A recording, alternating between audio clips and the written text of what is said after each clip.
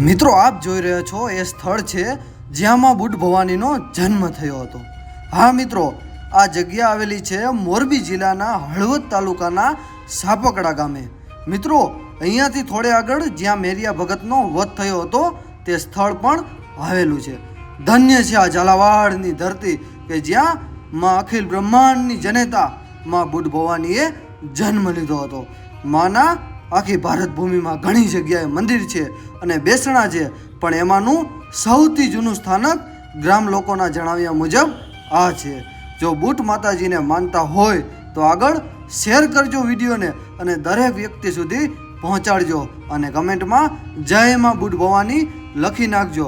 અને મિત્રો તમે આ બાજુ આવો તો એકવાર જરૂર માં બુટ ભવાનીના દર્શન કરજો।